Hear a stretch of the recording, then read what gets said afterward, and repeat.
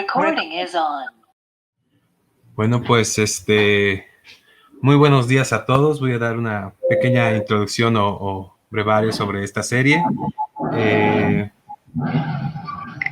Creo que por ahí hay un sonido. Vamos a ver qué está pasando.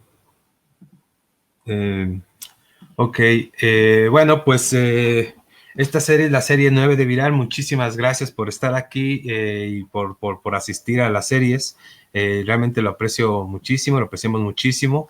Entre los anuncios cabe también mencionar que Diego es quien está haciendo aquí la comunicación en Viral, lo que está encargado de Twitter y de Facebook. Muchísimas gracias, Diego, por toda la chamba. La verdad es que has rifado el físico. Y bueno, básicamente mucho tiene que ver con una la segunda exposición que se logró primera de arte electrónico en los años 60, ¿no? Llamado Software, que fue realizada en el Jewish Museum en Brooklyn. Es de las primeras exhibiciones que muestra en general arte electrónico y la máquina per se. Y lo interesante de la exhibición es la curaduría. En cierta manera, porque mostraba dos aspectos. Por un lado, mostraba artistas conceptuales como Herbert Douglas y como Herbert Douglas, ¿no? Con su proyecto, por ejemplo, Variable número 4, Secretos, y que básicamente era una cuestión meramente performática y de intercambio de secretos, pero que tenía que ver también con las reglas, ¿no? Y la otra tenía que ver con la mayoría de los ingenieros del MIT que estaban mostrando máquinas, ¿no? Entonces, en cierta manera, como transponer ambos discursos, ¿no? El hecho de mostrar el algoritmo, pero no el algoritmo como entendido desde el punto de vista matemático solamente, sino entenderlo como una instrucción y como una regla que puede también ir más allá de la cuestión programática, ¿no? Creo que desde ese punto de vista, la exhibición plantea como la materialidad de las artes electrónicas en muchos sentidos, ¿no? Que tiene que ver más con el algoritmo y con su impacto en general cultural, que es el poder escribir código. Y bueno, para eso pues, hemos invitado a diferentes especialistas en la materia. Empezamos con el taller de Michael Hurtado, después tenemos el taller de Sergio Rodríguez y finamos con el taller de Algolit, que en algún momento se unirán con nosotros. Ya sin más brevarios, pues Michael Hurtado es un artista, matemático peruano, tecnólogo también, y básicamente es líder o cofundador de MEDLab, sí es MEDLab, ¿no? Más Medusa, corrígeme por favor, más médula, que que iniciaron este año junto con Pamela, que es su pareja, e iniciaron básicamente una combinación y una exploración de las artes del código con la poesía, ¿no? Han hecho varias presentaciones. Él también, participó en lo que es el Fab Lab del MIT, tiene algunas prácticas en el TED Talk, y su trabajo básicamente explora estas relaciones entre programación, biología, electrónica y mecánica. Y bueno, sin más que decir, por favor, Michael.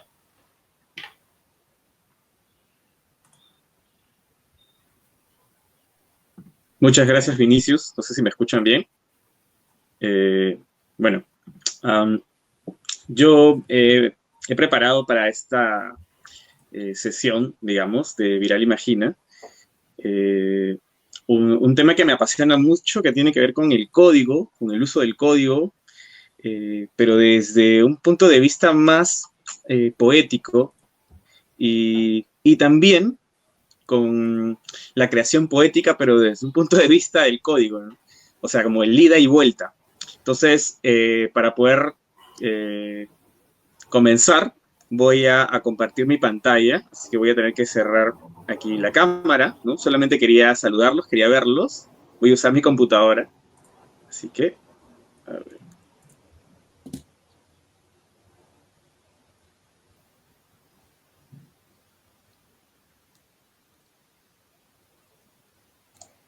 Ahora sí, ¿me escuchan bien? Correcto. Ya, perfecto. Ya, voy a compartir mi pantalla. A ver.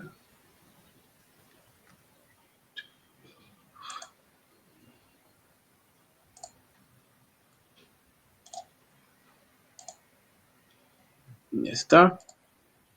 Avísenme, por favor, si se ve mi pantalla. Sí. Se ve re bien. Ya. Entonces, el título de mi presentación es El verso del código y viceversa. Y una pregunta juguetona que hice fue, ¿qué lugar habita la poesía que utiliza código? ¿No? Seguramente ustedes han leído el famoso texto de Badiou, ¿Qué piensa el poema? O quizás han leído a Montalbetti, Mario Montalbetti, que es un poeta peruano, que también tiene un libro referente a este texto de Badiou. Y él trata de contarnos a través de su libro cuál sería el lugar del poema, ¿no? O sea, hablando, digamos, él es lingüista, ¿no? Pero también es poeta, hablando del lenguaje, digamos, que comprende, pues, tanto la expresión poética, ¿no? El poema, y la expresión matemática, el matema. Entonces, para Montalbetti, el poema y el matema están en el borde del lenguaje, hablando del lenguaje como un conjunto, ¿no? Están en sus límites, en su borde, bajo una operación de significación. Pero para Montalbetti queda claro que hay una separación entre poema y matema, ¿no? Para él. Y bueno, esto es algo que también obedece, digamos, a cuestiones históricas, ¿no? O sea, si nosotros revisamos, por ejemplo, la concepción de los griegos sobre el poema, rápidamente vamos a darnos cuenta, pues, que había una separación, ¿no? Entre el pensamiento poético y el pensamiento racional, por así decirlo. Ya. Entonces, voy a comenzar con la vanguardia, voy a comenzar con Tristán Tzara. Tristán Tzara tiene, pues, tiene este famoso artículo que fue publicado en la revista Literatura en 1920, donde él nos está brindando algunas instrucciones para hacer un poema dadaísta. En otras palabras, las instrucciones, si bien los algoritmos surgen en la matemática, ¿no? Algoritmo viene de Al-Khwarizmi, un matemático árabe, son, digamos, los poetas quienes rescatan estas técnicas. Entonces aquí Tristán Tzara nos está diciendo, pues, nos está indicando cómo debería ser un poema dadaísta, ¿no? Tome un diario, un par de tijeras, elija en ese diario un artículo cuya dimensión tenga la extensión que desea darle a su poema, corte el artículo, corte después con cuidado las palabras que forman ese artículo y pónganlas en una bolsa, agiten suavemente, saquen luego un recorte después del otro, copien en una hoja de papel las palabras en ese orden, el poema se parecerá a usted. Ahora usted es un escritor infinitamente original y de una sensibilidad encantadora, incomprendido por el público vulgar. Estas instrucciones, pues, son el origen justamente del cat-up, técnica que luego Brian Gysin hace famosa. Bien, en el Perú nosotros tuvimos un poeta, César Moro, que también tuvo mucha relación con México y con Francia. César Moro fue surrealista y él utilizaba también esta técnica del cat-up, ¿no? Del collage. Y esto es algo que también podemos apreciar en los quebrantahuesos en Chile. Seguramente ustedes han visto, ¿no? Estos quebrantahuesos que que se colocaban, digamos, me parece que cerca de una plaza importante allá en Santiago. Los poetas que estaban detrás de esto eran, por ejemplo, Nicanor Parra y también Jodorowsky, Alejandro Jodorowsky. Bien, entonces, hasta aquí he hablado de las instrucciones y he hablado pues del cortar, ¿no? Pegar. Cortar, pegar, que es una actividad que hoy en día utilizamos todo el tiempo en diversos ámbitos y creo que donde se ve o donde se percibe, ¿no?, el potencial que tiene esta técnica de copiar y pegar es en la programación. Por eso también no quería dejar pasar en alto esto. Luego, pues asistimos a este colectivo que se llama Aulipo, que consistía pues en el trabajo colaborativo entre escritores, poetas y matemáticos. Y destaca un personaje de este grupo, que es Raymond Queneau, que comienza a experimentar con la combinatoria. Comienza a experimentar con la combinatoria que nos permite el lenguaje. Entonces este libro es muy famoso, ¿no? 100.000 millones de poemas, que tiene también un homenaje español, que es un libro que también me gusta mucho, donde él pues nos comienza a mostrar que bastan una cantidad finita, pequeña, de versos para poder obtener a través de la combinatoria una obra, entre comillas, infinita.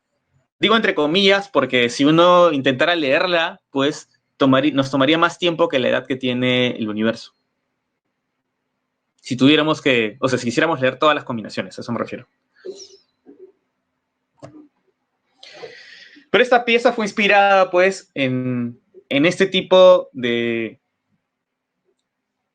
obras para niños, ¿no? No sé si ustedes han visto, este es un anuncio de estos folios que eran como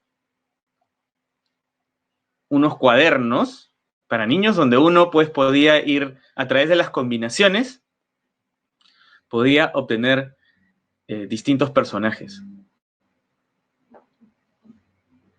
Aquí podemos ver. Avísenme si estoy corriendo, lo que pasa es que quiero tener el tiempo como para poder trabajar con código con ustedes, ¿no? Bien. Pero ya en el ámbito digital, por ejemplo, fuera del mundo de la poesía, tenemos que hay gente que ha experimentado con esto en el mundo de la música, y uno de esos ejemplos es Jorge Drexler. Seguramente ustedes han visto o han usado esta obra suya, quizás. No sé si la han usado, pero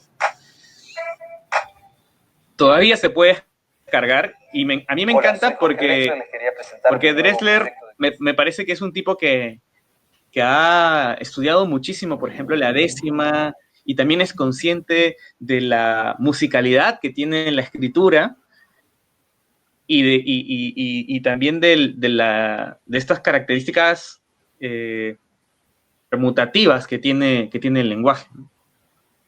Entonces no lo voy a colocar, ¿no? Pero la aplicación es muy divertida. Yo la tengo, pero tengo una primera versión de la aplicación. Uno puede ir usando los dedos para ir seleccionando, por ejemplo,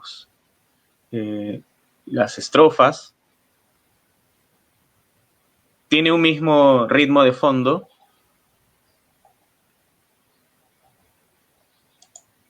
Aquí lo voy a dejar.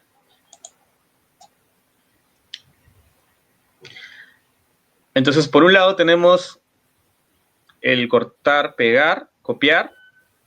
Tenemos también las instrucciones. Que se daban en el mundo de la poesía. Y pues en los 50 surgen estos tres individuos, estos tres poetas, que de alguna forma escamotean, ¿no? De alguna forma perturban eh, yo diría que perturban el panorama poético, porque ellos son los fundadores de una corriente que ahora conocemos como poesía concreta. Haroldo de Campos, los hermanos de Campos y Decio Pignatari. Y ellos comienzan a tomar en cuenta características que hasta ese momento sí se habían visto por parte de los letristas, pero creo que ellos llevan esto a un siguiente nivel, ¿no? Porque se dan cuenta de la importancia, por ejemplo, de la tipografía, se dan cuenta, comienzan a hablar de la materialidad de la escritura, la verbívoco-visualidad, que la escritura no puede estar separada tanto de su dimensión semántica como sonora, como visual. Y pues, bueno, están los de Campos, Decio Pignatari, también Eugen Göringer, que es un boliviano austriaco, que comienzan a publicar sus obras, que apelan, digamos, a aspectos plásticos de la escritura, ¿no? Y aquí, por ejemplo, en esta obra podemos ver la repetición, pero también podemos ver la presencia y ausencia, ¿no? Es una forma de decir, o sea, de mostrarnos silencio, es una forma gráfica de mostrarnos lo que es el silencio.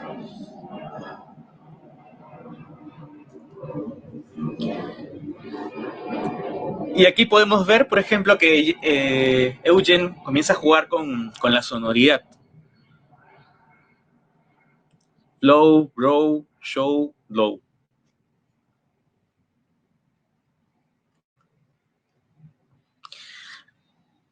Los Noigandres estaban inspirados en Ezra Pound, como ustedes saben, en los cantos de Ezra Pound, donde él comienza a utilizar pues, el ideograma.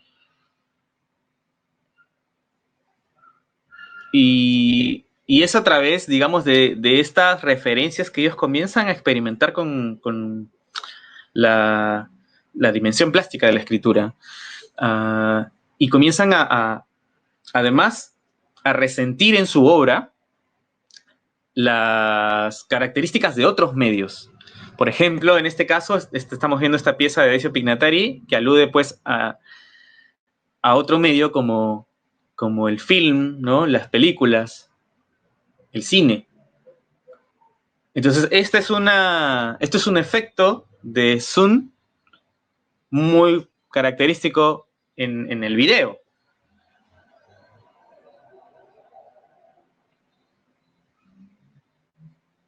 Esto es algo, por ejemplo, que hoy en día vemos en el mundo digital, ¿no? Utilizamos esto.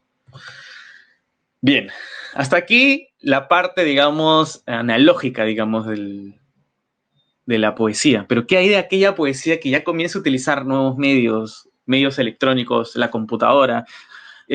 Como bien saben ustedes, la computadora no es otra cosa que un aparato que ha tenido toda una evolución desde las máquinas de cálculo de Leibniz, de Pascal, pasando por la de Charles Babbage, pasando por los vínculos de la computación con los textiles, me estoy refiriendo al telar de Jacquard. Bien, pero ¿qué ocurre? Cuando nosotros comenzamos a dominar la electricidad, ¿no? Cuando comenzamos a dominar la electricidad, nos damos cuenta de que la electricidad puede ser usada para almacenar información. Se descubre, pues, el tubo de rayos catódicos, se descubre el transistor, y gracias al transistor pues se da esta revolución, ¿no? Tecnológica. El transistor nos permitía, por ejemplo, nos permite almacenar información, ceros y unos. Cero equivalente a que la corriente no pasa, uno equivalente a la que la corriente pasa. Entonces, en otras palabras, cuando hablamos del mundo digital, estamos hablando de números. O si quieren, estamos hablando de texto. Ok, entonces, quería hacer este paréntesis para preguntarles a ustedes si consideran, por ejemplo, que las matemáticas tienen o logran, así como el lenguaje, nos permiten distintas lecturas. Quería saber eso. Quería saber si ustedes creen que las matemáticas, o sea, porque muchas veces tenemos pues esta idea de que las matemáticas son una ciencia exacta, ¿no? Pero quería saber si ustedes, por ejemplo, piensan que las matemáticas no son así tal cual, ¿no? Como se piensa, que son tan rígidas, sino que más bien podrían ser flexibles o podrían ser como el lenguaje que a veces queremos decir algo, pero el sentido puede cambiar. En otras palabras, quería ver si ustedes podían decirme si es que pueden, o si ustedes piensan que las matemáticas pueden, si con las matemáticas se puede poetizar. Entonces, para eso he preparado este ejercicio. Es una sucesión de números, 1, 2, 4, y quería preguntarles si ustedes me podrían decir qué número continúa.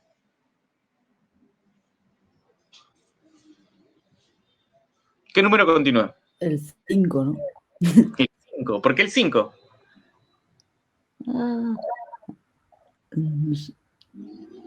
Ojo que no es un examen, o sea, no sé. ¿No es el 7? El 7, ¿por qué el 7? Porque 2 es verdad, 1 más 0 más 1. Ajá. 4 es 2 más 1 más 1. 4, entonces 4 más 2 más 1 sería 7. ¿No? Ajá, claro. Podría ser que, ¿cuánto le falta al 2 para, a 1 para hacer 2? 1, sumo 1. ¿Cuánto le falta al 2 para hacer 4? Sumo 2. ¿Cuánto le falta entonces al 4 para hacer 7? Sumo 3. Ah, puede ser, claro. Eso es una relación. ¿Otra relación? Pues el 8, ¿no? El 8. El 8, ajá. ¿Por qué?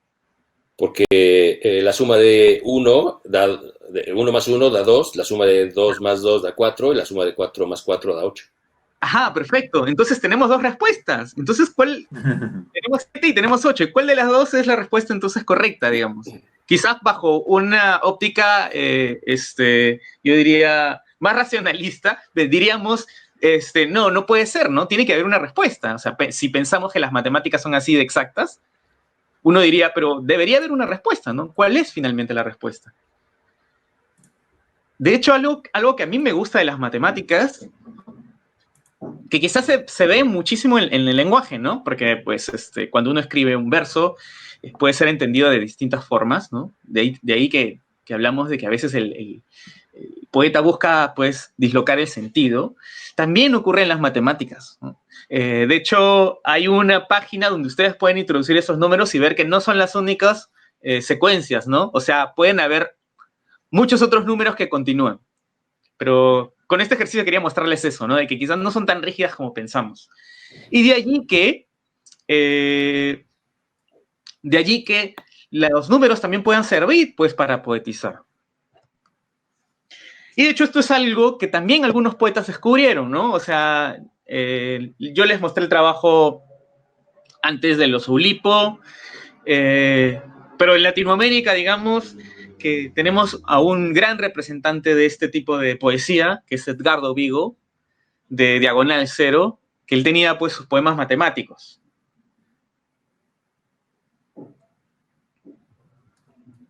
Y luego pues están sus seguidores, ¿no? Sus discípulos, diría yo, como Fabio Doktorovich, Ladislao Pablo Iori, que a ellos hablan del poema matemático compositivo. Bien, pero entonces, a ver, poesía electrónica, ¿no? ¿Qué es la poesía electrónica? La poesía electrónica, hay muchos teóricos que nos hablan de la poesía electrónica, de la poesía que se hace con medios digitales, para medios digitales. Digamos que podríamos decir burdamente de que la poesía electrónica es pues aquella poesía que se hace en un medio digital para un medio digital. Podríamos decir burdamente eso, ¿no? Desde luego hay más dimensiones, es mucho más complejo. Hay poesía electrónica que alude a los medios electrónicos. Hay poesía electrónica que pues utiliza como lenguaje términos técnicos, digamos, del mundo digital, o que utiliza, digamos, como soporte algún medio digital, o que se origina en un medio digital.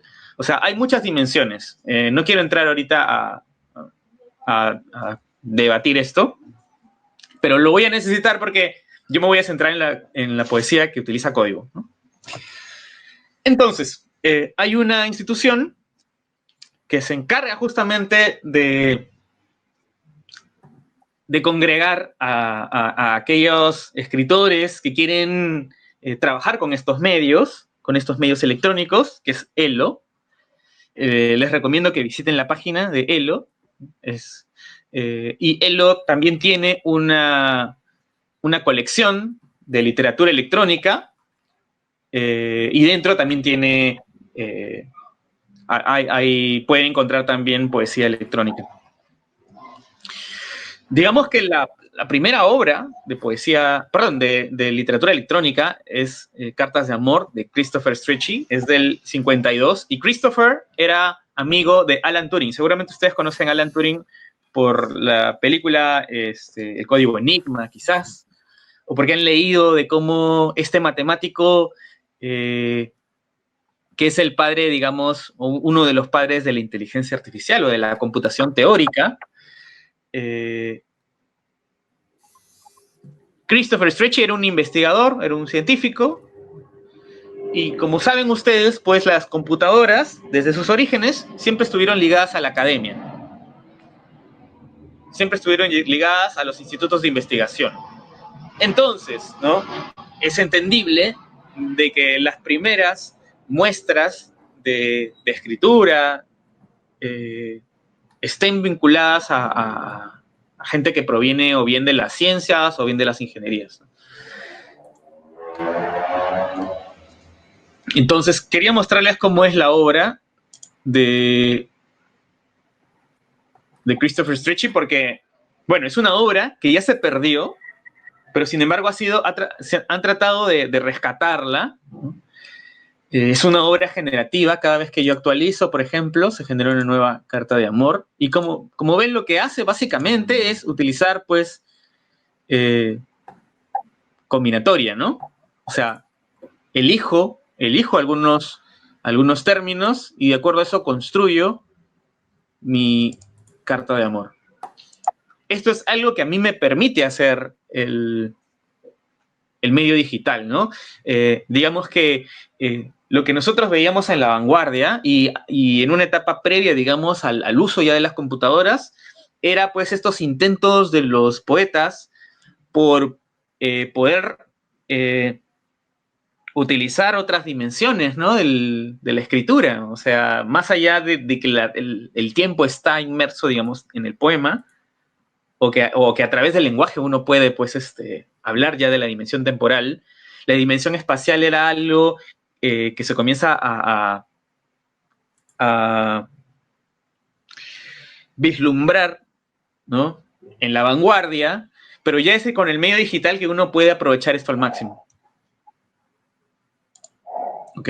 Esta pieza fue recuperada, ¿no? Fue recuperada y ganó un premio, ¿no? Este proyecto de restauración. Este es un problema, por ejemplo, ya si hablamos de qué problemas tienen aquellas obras que son hechas para el medio digital, uno de ellos es ese, ¿no? Debido a la vertiginosidad, digamos, en cuanto a la aparición de nuevas tecnologías y tecnologías que se van quedando obsoletas rápidamente, pues ha pasado eso con muchas obras, con muchas piezas que hoy en día son un problema para aquellos que buscan mantener un archivo, ¿no? de poesía digital, electrónica. De hecho, ustedes mismos pueden verlo en Elo. Si ustedes ingresan a la página de Elo y ven la primera colección, van a ver que muchas obras ya no se pueden visualizar.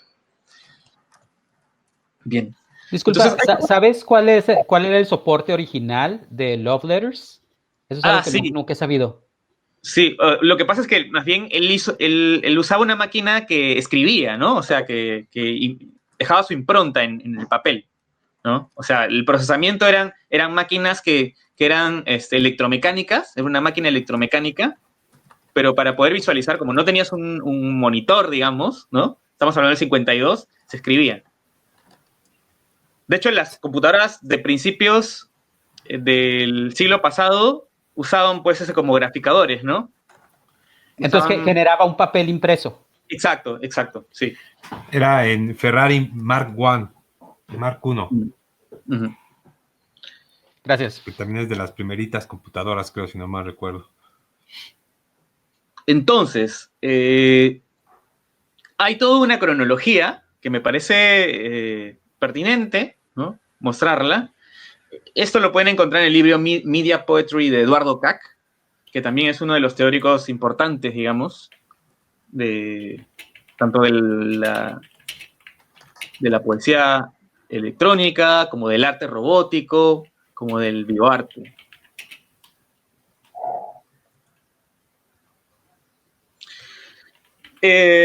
Una de las primeras obras de poesía electrónica es esta obra de Tío Lutz, que es una obra, me parece que se titula Textos estocásticos. Lo estocástico viene justamente de las probabilidades, es un término matemático y como ven, pues no está utilizando estas palabras, esto es terminología técnica. Construye, digamos, un poema en base a un proceso similar al de Christopher Strachey, donde tú pues vas seleccionando palabras de sacos, ¿no? Y esto es en el 59. En el 61 tenemos una obra que es sonora de Brian Gysin. Brian Gysin es un poeta que me parece que es uno de los más importantes porque, como les dije, él pues hace que el cat-up, o sea, rescata el cat-up como técnica y junto con William Burroughs produce muchas obras, ¿no? Quiero ver si puedo, a ver, si tengo audio. ¿Se escucha cuando pongo? A ver, dígame por favor. I am that I am. ¿Se escucha? I am Sí. that I Allá. am. I am that. I am. I am. That I am. I am that I am. I am that am I. Am I that I am? Am I that am? I that I am. Am that I? Am I? That I am, I am. That am I am. That I am. Am I? That I am. That am I. Am I? I that am I. I that am. I am I. Am that. I am. Esta es una obra que me gusta mucho de Brian Gysin, que es una obra sonora, pues poesía sonora. I Am se llama la obra, que luego él pues la lleva al medio electrónico, al medio digital, pues porque la coproduce con Ian Somerville. Él era pues programador. Y como ven, estamos viendo aquí cómo estas 5 palabras permutan, ¿no? Y nos permiten construir otros significados. Y de hecho podemos continuar y son varias hojas, ¿no? Es una obra que aparece también en un catálogo que es importante, que se llama, bueno, es el catálogo de Hasia Richard, que fue, digamos, la primera exposición más grande de arte que utiliza computadoras. Se llama, a ver, ratito, perdón, se llama Cybernetic Serendipity. Bien, pero en Latinoamérica tenemos una obra del 65 de Eduardo Darino, que es una obra que fue hecha en BASIC, y pues la hace como, me parece que intenta homenajear a Clemente Padín, ¿no? Como ven, está usando código ASCII. Eduardo Darino es un videoartista uruguayo que proviene, digamos, de la animación, pero se da cuenta que los medios digitales le permiten trabajar con el espacio-tiempo, ¿no? Entonces aquí estamos viendo cómo estos poetas están haciendo realidad lo que querían, lo que buscaban los poetas de principios del siglo pasado. Esta podría ser quizás la obra más antigua de poesía electrónica latinoamericana. También se habla de esta obra de Omar Gancedo, que es del 66, que es un proto poema electrónico porque está utilizando para la construcción de la obra estas tarjetas que se agujereaban, que eran tarjetas para programar. Omar Gancedo, argentino, ¿no? Poeta argentino, que también fue publicado en las revistas de Diagonal Cero. Bien, entonces, les hablaba de esta exposición que fue una de las más importantes. No fue la primera, de hecho, la primera fue gracias a Jiri Balog, pero por unos meses nada más, también fue en el 68, pero digamos que muchos consideran esta la primera porque fue la más grande, y si nosotros vemos a quiénes eran los artistas que eran parte, digamos, de esta muestra, pues vamos a encontrar a personajes tan conocidos y tan famosos, digamos, para este campo que es el arte y la tecnología, como Na June Paik.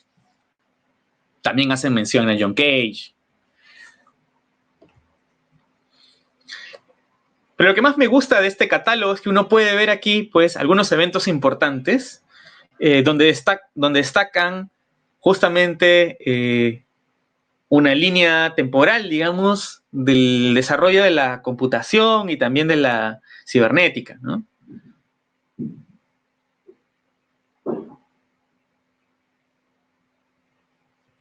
Bien. Pero ese mismo año, en el 68, yo creo que el 68 es un año clave, ¿no? Sobre todo para los que estamos investigando esto.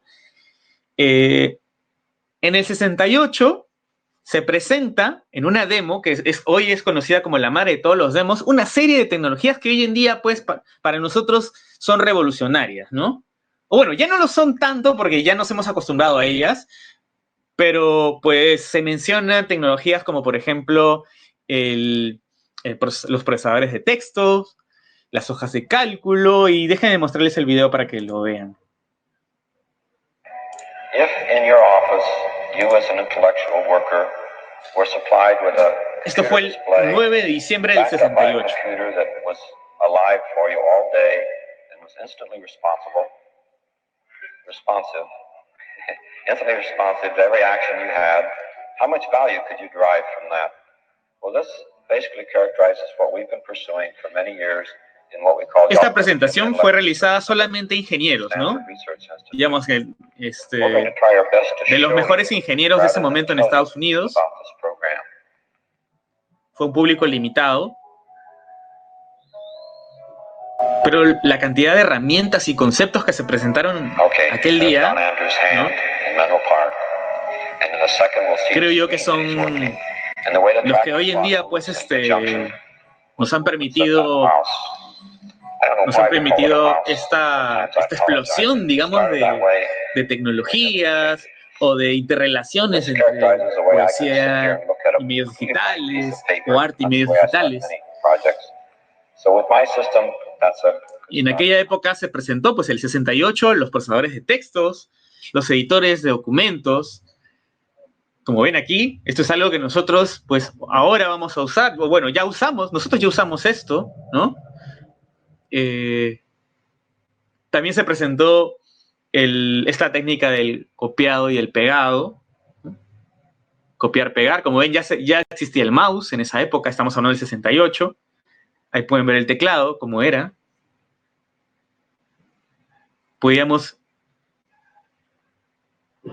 No solamente podíamos hacer eso, sino también podíamos procesar, o sea, podíamos ordenar, ¿no?, el texto.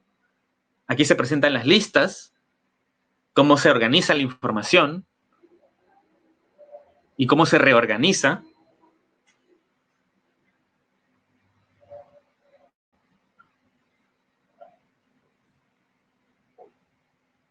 A ver, voy a adelantarlo un poquito para que me quede tiempo.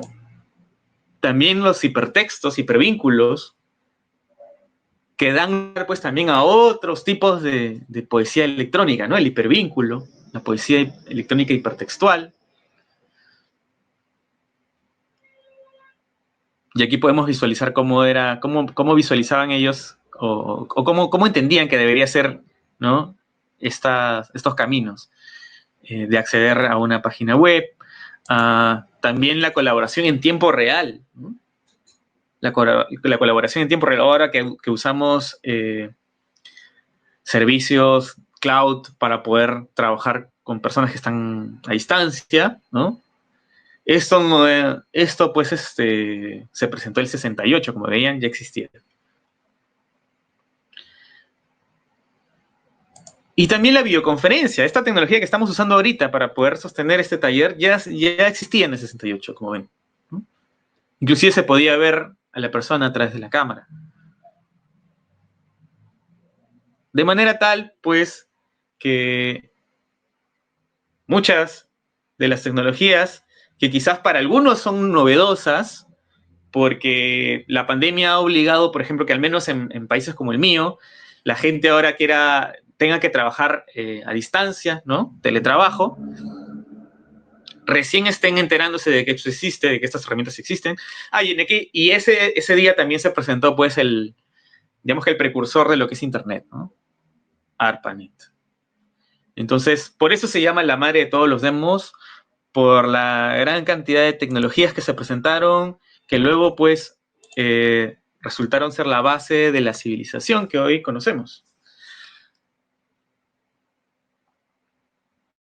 Bien, entonces, para hablar de algunos tipos de poesía electrónica rápidamente, porque quiero tener tiempo para trabajar con ustedes algunas actividades prácticas, pues está la poesía visual. Ya no voy a mostrarles esto. Está la poesía generativa, ¿no? Está la poesía hipertextual. Digamos que una página que me gusta mucho es esta de Jodi, es un colectivo. Como pueden ver en el medio digital, pues uno vincula imagen, texto, video, sonido, todo a la vez, ¿no?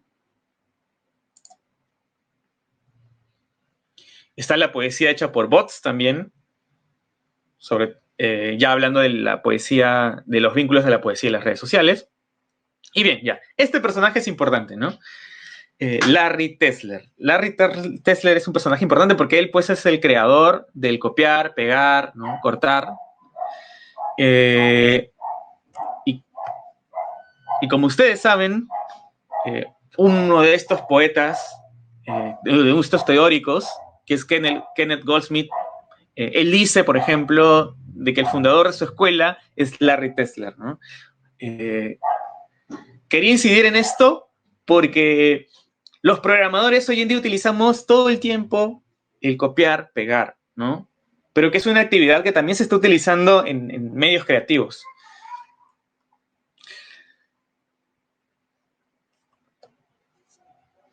Hoy en día, casi todo lo que antes conocíamos que era físico, las tarjetas, los diarios, todo eso ahora se ha venido reemplazando por alguna aplicación. Entonces, es natural que ahora los poetas traten, pues, de incursionar por estos nuevos medios para poder conseguir nuevas formas de crear, ¿no? De crear poemas. Así que, si hablamos, por ejemplo, del medio digital como una forma para poetizar, es necesario hablar entonces del código, porque el medio digital se basa en el código, en la codificación. Y pues en el 73 se publicó una antología de Richard Bailey, donde podemos encontrar algunos poemas que conviven, que cohabitan con poemas, algunos poemas hechos con código que cohabitan con poemas que se refieren, digamos, al código, como por ejemplo este de aquí, ¿no? A ver, aquí, como este de aquí, ¿no? De Archie Donald, que fue hecho para el lenguaje BASIC. Aquí pueden ver, ¿no?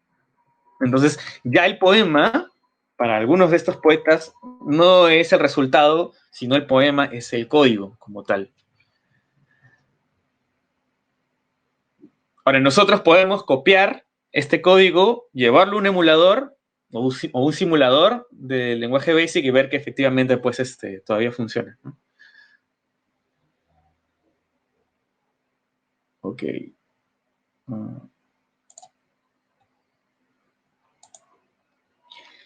Y ya una fecha más cercana, ¿no? El 2012, Ishak Bertram publica esta otra antología que reúne pues a varios poemas que fueron hechos justamente con código, puramente código, ¿no? Y él básicamente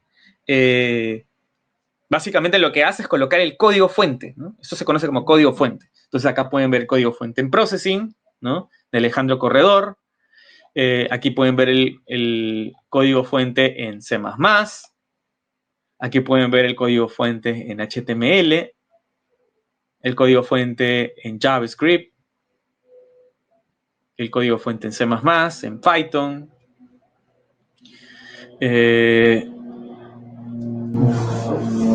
Yo creo que lo que nos están diciendo, en otras palabras, estos poetas, es que el medio digital, pues, nos permite justamente hablar de un lenguaje, ¿no? Hablar del lenguaje en distintas instancias, ¿no? O sea, ya sea como resultado, si es que el resultado de tu código pues es un texto estructurado, o también como el código fuente, ¿no? El código fuente también tiene una sintaxis, y eso es lo que quiero que ustedes experimenten ahora. Entonces, voy a pasarles esta página que preparé exclusivamente para este momento.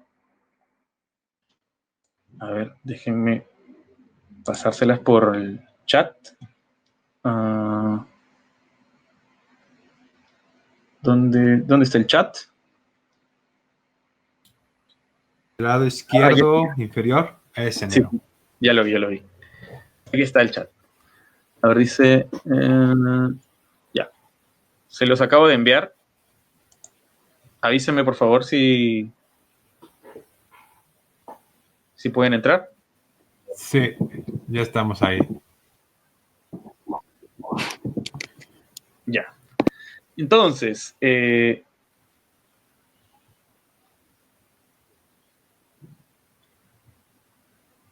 voy a entrar entonces acá a... Bien, ¿se ve mi pantalla? Correcto. Ya. Lo que van a encontrar es una serie de ejemplos. Ya hay código que está allí. Ahorita les voy a explicar qué sirve cada cosa, ¿no? Rápidamente. Pero como la actividad principal del programador es copiar, pegar, hay muchos programadores que ya no necesitan poder estar codificando, ¿no? Simplemente copian y pegan porque eso les funciona. Quiero mostrar lo siguiente, ¿no? Tenemos un primer ejemplo donde nosotros podemos crear, ¿no? Un texto en el medio de la pantalla. Acá ustedes lo que pueden hacer es editar el texto, por ejemplo. Por ejemplo, no sé, pues voy a ponerle 1, 2, 3, 4. Le doy play. Y ven que pueden editarlo en tiempo real. Esta primera función que ven aquí, esta primera función, me permite construir un lienzo, un canvas, el fondo. Si yo en lugar de 255, que es el máximo valor, le pongo 0, van a ver que ahora el fondo es negro. ¿Qué me está diciendo este canvas? Que el ancho, este create canvas, el ancho de mi lienzo va a ser 300 píxeles, el ancho, y el alto también va a ser 300 píxeles. Algo que también puedo hacer es pues darle color a esto, ¿no? Por ejemplo, no sé, pues un gris. Si pongo 100, como sus valores oscilan entre 0 y 255, van a ver que si coloco 100, va a ser todo gris. Ahora, esta función que dice fill, que es el relleno, me permite darle color a las letras. O sea, si yo pongo 255 va a ser blanco, si pongo 0 va a ser negro. tenemos esta otra función, que es text size, que me permite modificar el tamaño. Por ejemplo, si le pongo 3 para hacer 30, van a ver que son más grandes, ¿no?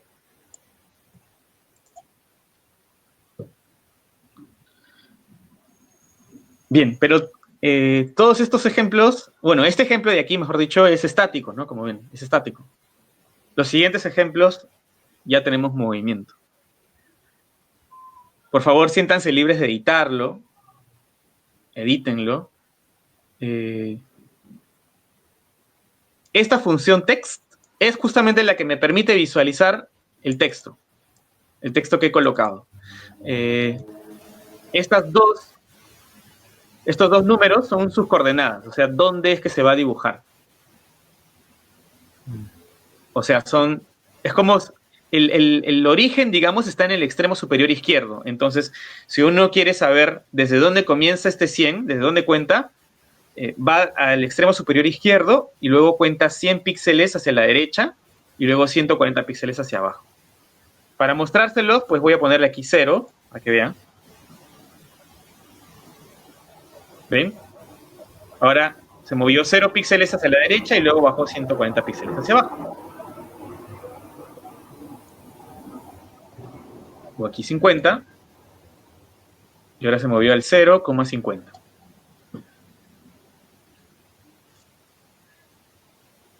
Noten lo siguiente también, que después de cada instrucción hay una coma.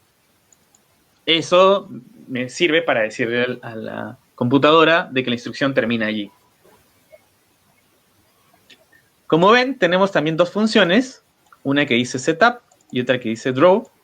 En draw van a ir las instrucciones que quiero que sean, que cambien con el tiempo, y en setup van a ir las instrucciones que solamente quiero que sean estáticas, ¿no? O sea, que solamente se ejecuten una sola vez, perdón.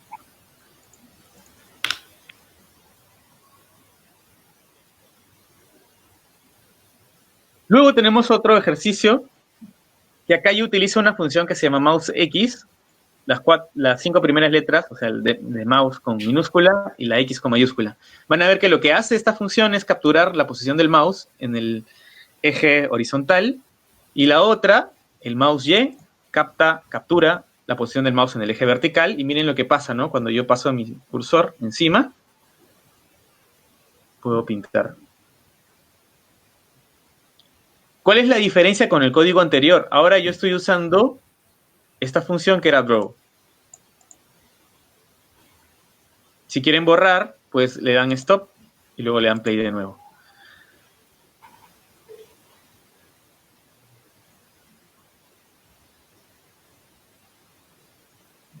Ahora, ¿es una variación de lo anterior? Sí, como ven es una variación. O sea, he mantenido, por ejemplo, el fondo blanco. Tengo que el color de las letras va a ser negro. El tamaño del texto va a ser 20. Y acá, en lugar de la posición, que antes yo ponía un número, 100, 200, por ejemplo, he puesto mouse X, mouse Y, para lograr que efectivamente se muevan, ¿no? Las letras cuando arrastro el mouse.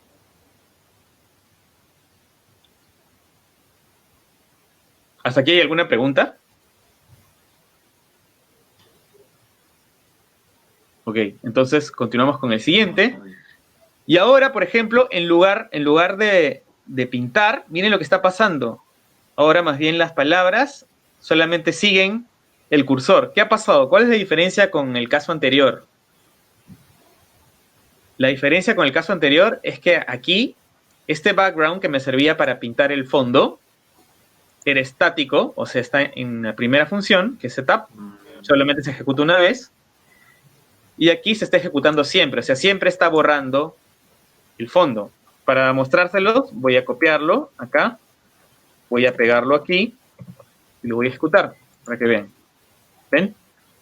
Pero si yo copio esto, perdón, lo corto, y luego lo pego aquí, van a ver que ya no puedo pintar.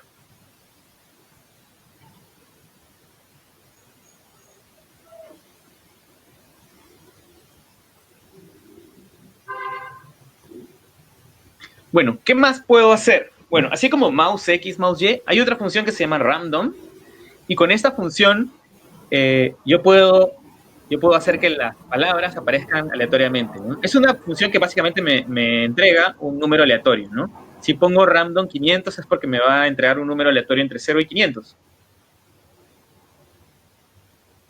¿Por qué 500? Porque mi canvas mide 500 de ancho y 500 de alto. Entonces aquí lo que hice fue aprovechar de que puedo colocar cuál es la posición de las palabras con estos dos componentes. Entonces en lugar de poner una posición fija como 100, he puesto random 500.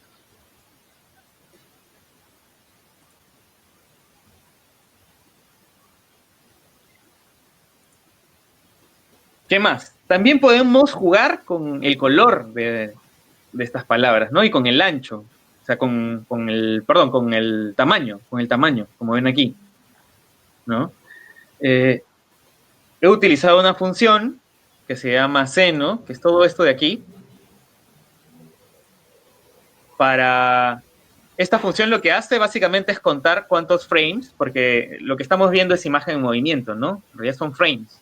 Entonces, ¿cuántos frames hay? Y de acuerdo a eso, esta función, que es una función que oscila, ¿no? Va tomando un valor entre 0 y 1.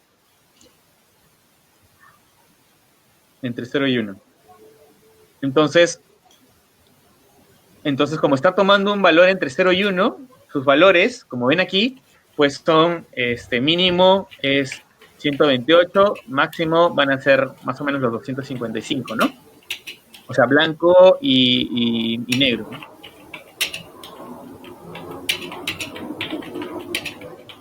Ok.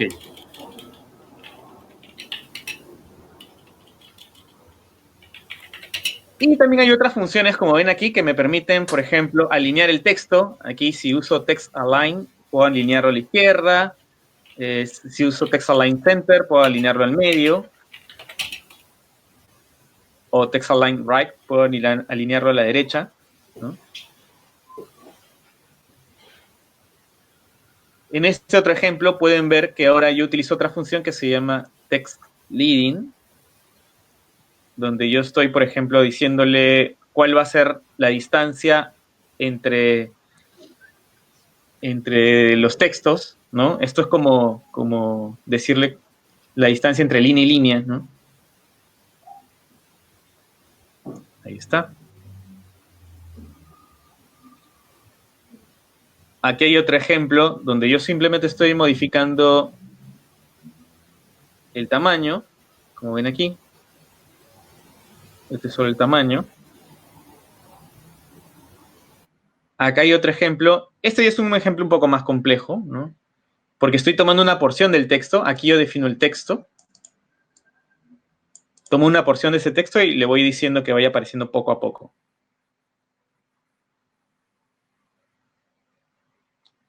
Aquí yo tengo otro ejemplo donde estoy usando la misma opción, que es tomar una parte nada más del texto para visualizarla. Tienen este ejemplo también donde ustedes pueden escribir.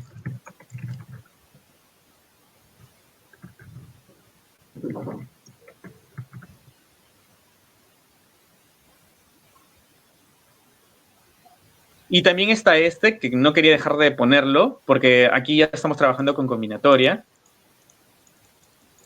Pueden alterar los textos que aparecen aquí.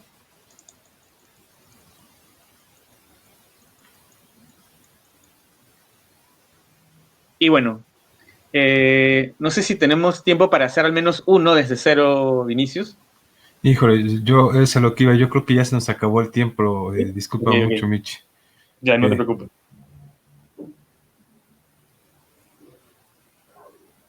Ok, entonces justamente dejo de compartir. Michael, pero estos ejemplos sí se quedan en línea, ¿no Sí. piensas quitarlos? Están en línea. A ver, solamente, como quizás para... Si ustedes, por ejemplo, editan esto, ¿no? Y cometen algún error, por ejemplo, le doy play, obviamente no va a funcionar porque está detrás de la coma. Acá, y además acá les aparece el error. Pueden darle clic aquí, hacia atrás, y darle play, y ya recuperan el programa, ¿no? Siempre que tengan algún problema. Le pueden dar stop y luego le dan play. Esto está en línea, ¿no? Yo les recomiendo que copien y peguen. Por ejemplo, si yo copio esto y lo pego aquí, miren lo que va a pasar. Ahora ya me salen las instrucciones aquí, ¿no? Bien, gracias. No, No sé gracias si- a ti. Estuvo muy, muy chido. No, es que ¿Cómo? nos faltó un poco de tiempo, pero estuvo muy chido, muy, Ah, ya. muy, muchas cosas, mucha información por todos lados. Sí. ¿No? Por ahí te pedían también unas notas bibliográficas sobre los Les ejemplos, voy a creo que compartir, León. sí, les voy a compartir mis diapositivas.